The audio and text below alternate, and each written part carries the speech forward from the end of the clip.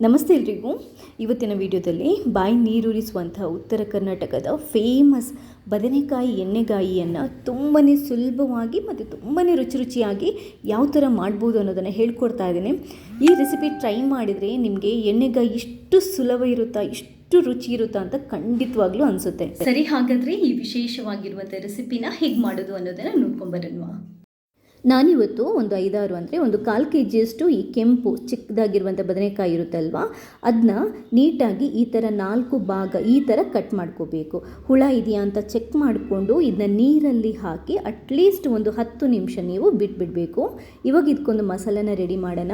Stove ಮೇಲೆ ಒಂದು PAN ಇಟ್ಟು ಒಂಚೂರು ಬಿಸಿ ಮಾಡಿಕೊಂಡು 1/4 ಕಪ್ಪಷ್ಟು ನೆಲಗಡಲೆ, ಹಸಿ ನೆಲಗಡಲೆನ ಹಾಕ್ಕೊಂಡು ಅದನ್ನ ನೀಟಾಗಿ ಹುರಿದ್ಕೋಬೇಕು.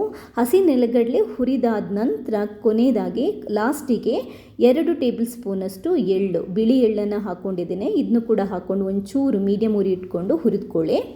ಇದನ್ನ ತೆಗೆದಿಟ್ಟಾದ ನಂತರ ಇವಾಗ ಅದೇ ಪ್ಯಾನಿಗೆ ಅಂದರೆ ಅದೇ ಬಾಣಲೆಗೆ 1-2 ಟೇಬಲ್ ಸ್ಪೂನಷ್ಟು ಕುಕ್ಕಿಂಗ್ ಆಯಿಲನ್ನು ಹಾಕಿ ಒಂದು ಈರುಳ್ಳಿ ಕಟ್ ಮಾಡ್ಕೊಂಡು ಹಾಕ್ಕೊತಾ ಇದ್ದೇನೆ. ಸ್ವಲ್ಪ ಕರಿಬೇವು ಮತ್ತೊಂದು 7-8 ಎಸಳು ಬೆಳ್ಳುಳ್ಳಿ.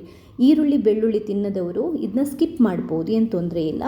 ಇದೊಂದು ಚೂರು ಹುರಿದ್ಕೊಂಡು ಇದೊಂದು ಅರ್ಧ ಹುರಿದಾದ ನಂತರ ಈಗ 1 ಟೇಬಲ್ ಸ್ಪೂನಷ್ಟು ಕಡಲೆಬೇಳೆ, 1 ಟೇಬಲ್ ಸ್ಪೂನಷ್ಟು ಕೊತ್ತಂಬರಿ ಬೀಜ, 1/4 ಟೇಬಲ್ ಸ್ಪೂನಷ್ಟು ಮೆಂತೆ, 1 ಟೇಬಲ್ ಸ್ಪೂನಷ್ಟು ಜೀರಿಗೆ, ಇಷ್ಟನ್ನು ಹಾಕ್ಕೊಂಡು ಇದನ್ನು ಕೂಡ ಹುರಿದ್ಕೋಬೇಕು. ನಾನು ಎಲ್ಲದನ್ನು ಒಟ್ಟಿಗೆ ಹುರಿದ್ಕೊತೀನಿ, ಯಾಕಂತಂದರೆ 2 ಸರಿ ಹುರಿದ್ರೆ ಕೆಲಸ ಜಾಸ್ತಿ.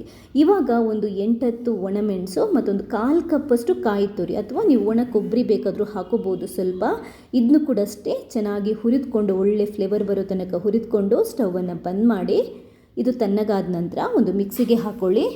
ಈಗ ಇದಕ್ಕೆ 1/4 ಟೇಬಲ್ ಸ್ಪೂನಷ್ಟು ಅರಶಿನ ಪುಡಿ, ಒಂದು ಚಿಕ್ಕ ಲಿಂಬೆ ಗಾತ್ರದಷ್ಟು ಹುಣಸೆ ಹಣ್ಣನ್ನು ಬಿಡಿಸ್ಬಿಟ್ಟು ಹಾಕೋಬಹುದು, 1 ತುಂಡು ಬೆಲ್ಲ, 1 ಟೇಬಲ್ ಸ್ಪೂನಷ್ಟು ಉಪ್ಪು ರುಚಿಗೆ ಎಷ್ಟು ಬೇಕಾಗುತ್ತೆ, ಬದನೆಕಾಯಿ ಎಷ್ಟು ತಗೊತೀರಾ ಅದನ್ನ ನೋಡ್ಕೊಂಡು ಹಾಕ್ಕೊಳ್ಳಿ. ಒಂದು 1/4 ಕಪ್ಪಷ್ಟು ನೀರನ್ನು ಹಾಕ್ಕೊಂಡು ಗ್ರೈಂಡ್ ಮಾಡಿ ನೋಡಿ, ಈ ಥರ ಪೇಸ್ಟ್ ಥರ ಮಾಡ್ಕೋಬೇಕು. ಪೇಸ್ಟ್ ಇದಕ್ಕಿಂತ ತೆಳ್ಳಗಾಗಬಾರ್ದು, ಯಾಕಂತಂದರೆ ನಾವು ಬದನೆಕಾಯಿ ಒಳಗಡೆ ಈ ಥರ ಸ್ಟಫಿಂಗ್ ಮಾಡ್ಕೋಬೇಕಾಗುತ್ತೆ. ಎಲ್ಲ ಸ್ಟಫಿಂಗ್ ಮಾಡಿ ರೆಡಿ ಇಟ್ಕೊಂಡಿದ್ದೇನೆ. ಇವಾಗ ಇನ್ನೊಂದು ಬದನೆಕಾಯಿ ಎಣ್ಣೆಗಾಯಿ ಮಾಡಲಿಕ್ಕೆ ಬಾಣಲೆನ ಸ್ಟವ್ ಮೇಲೆ ಇಟ್ಬಿಟ್ಟು 4-6 ಟೇಬಲ್ ಸ್ಪೂನಷ್ಟು ಕುಕ್ಕಿಂಗ್ ಆಯಿಲನ್ನು ಹಾಕೋಬೇಕು. ಎಣ್ಣೆ ಸ್ವಲ್ಪ ಜಾಸ್ತಿ ಹಾಕಿದರೆ ತುಂಬಾ ಒಳ್ಳೆಯದು. ಇವಾಗ 1 ಟೇಬಲ್ ಸ್ಪೂನಷ್ಟು ಸಾಸಿವೆ, 1 ಟೇಬಲ್ ಸ್ಪೂನಷ್ಟು ಉದ್ದಿನಬೇಳೆ, ಸ್ವಲ್ಪ ಕರಿಬೇವನ್ನು ಹಾಕ್ಕೊಂಡು ಚೆನ್ನಾಗಿ ಒಗ್ಗರಣೆಯನ್ನು ಕೊಟ್ಬಿಟ್ಟು ಒಗ್ಗರಣೆ ರೆಡಿ ಆದ ನಂತರ ನಾವು ರೆಡಿ ಮಾಡಿಟ್ಟಿರುವಂಥ ಸ್ಟಫಿಂಗ್ ಮಾಡಿ ಇಟ್ಟಿರುವಂತಹ ಬದನೆಕಾಯಿಯನ್ನು ಹಾಕೋಬೇಕು. ಉಳಿದಿರುವಂಥ ಮಸಾಲ ಕೂಡ ಹಾಕ್ಕೊಂಡ್ಬಿಡಿ, ಒಂಚೂರು ಮಿಕ್ಸ್ ಮಾಡ್ಕೊಳ್ಳಿ. 1 ನಿಮಿಷ ನೀವು ಈ ಥರ ಮಸಾಲದಲ್ಲಿ ಬದನೆನ ಫ್ರೈ ಮಾಡ್ಕೋಬೋದು. ಅದಾದ ನಂತರ ಒಂದು ಅರ್ಧ ಲೋಟದಷ್ಟು ನೀರನ್ನು ಹಾಕ್ಕೊತಾ ಇದ್ದೇನೆ. ನೀರು ನೋಡ್ಕೊಂಡು ಹಾಕ್ಕೊಳ್ಳಿ, ತುಂಬ ನೀರು ಹಾಕಿದರೆ ನಾವು ಜಾಸ್ತಿ ಹೊತ್ತು ಕುದಿಸ್ಕೋಬೇಕಾಗುತ್ತೆ. ನೀರು ಹಾಕಿಬಿಟ್ಟು ಮುಚ್ಚಿಬಿಟ್ಟು ಅಟ್ಲೀಸ್ಟ್ 15-20 ನಿಮಿಷ ಕಮ್ಮಿ ಉರಿಯಲ್ಲಿ ನಾವು ಬೇಯಲಿಕ್ಕೆ ಬಿಡಬೇಕು. ಇಡೀ ಬದನೆಕಾಯಿಯನ್ನು ಹಾಕೋದ್ರಿಂದ ಮಸಾಲೆಯಲ್ಲಿ ಬೇಯಬೇಕಾಗಿರೋದ್ರಿಂದ ನಿಮಗೆ ಇದು ಬೇಯಲಿಕ್ಕೆ ಸ್ವಲ್ಪ ಟೈಮ್ ತಗೊಳ್ಳುತ್ತೆ.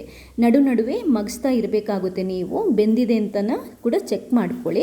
ಒಂದ್ಸರಿ ಕನ್ಫರ್ಮ್ ಆದ ನಂತರ ಈ ಹದಕ್ಕೆ ಬಂದ ನಂತರ ಸ್ಟವನ್ನು ಬಂದ್ ಮಾಡಿಬಿಟ್ಟು ಸ್ವಲ್ಪ ಕೊತ್ತಂಬರಿ ಸೊಪ್ಪನ್ನು ಹಾಕ್ಕೊಂಡು ಸರ್ವ್ ಮಾಡಲಿಕ್ಕೆ ರೆಡಿ ಮಾಡ್ಕೊಳ್ಳಿ. ನೋಡಿ ಎಷ್ಟು ಸೂಪರಾಗಿ ಬಂದಿದೆ ಅಂತ. ನಿಮಗೆ ಈ ಟೆಕ್ಸ್ಚರ್, ಕನ್ಸಿಸ್ಟೆನ್ಸಿ, ಹದ, ಕಲರ್ ಎಲ್ಲ ನೋಡಿದ್ರೇ ಗೊತ್ತಾಗುತ್ತೆ ಈ ಬದನೆಕಾಯಿ ಎಣ್ಣೆಗಾಯಿ ಎಷ್ಟು ಸೂಪರಾಗಿ ಬಂದಿದೆ ಅಂತ. ನೋಡ್ತಾ ಇದ್ರೇ ಇವಾಗಲೇ ತಿನ್ನಬೇಕು ಅಂತ ಅನಿಸುತ್ತೆ, ಅಷ್ಟು ಸೂಪರಾಗಿದೆ. ಅನ್ನಕ್ಕೂ ಚೆನ್ನಾಗಿರುತ್ತೆ, ರೊಟ್ಟಿ ಚಪಾತಿಗೂ ಚೆನ್ನಾಗಿರುತ್ತೆ. ಎಸ್ಪೆಷಲಿ ಉತ್ತರ ಕರ್ನಾಟಕದ ಕಡೆ ಜೋಳದ ರೊಟ್ಟಿ ಜೊತೆ ಈ ಎಣ್ಣೆಗಾಯಿ ತುಂಬಾ ಫೇಮಸ್. ಒಂದ್ಸರಿ ಈ ರೆಸಿಪಿನ ಟ್ರೈ ಮಾಡಿ, ಖಂಡಿತವಾಗ್ಲೂ ಹೇಗೆ ಬಂತು ಅನ್ನೋದನ್ನು ನನಗೆ ಕಮೆಂಟ್ ಮೂಲಕ ತಿಳಿಸಿ. ಥ್ಯಾಂಕ್ಸ್ ಎಲ್ರಿಗೂ.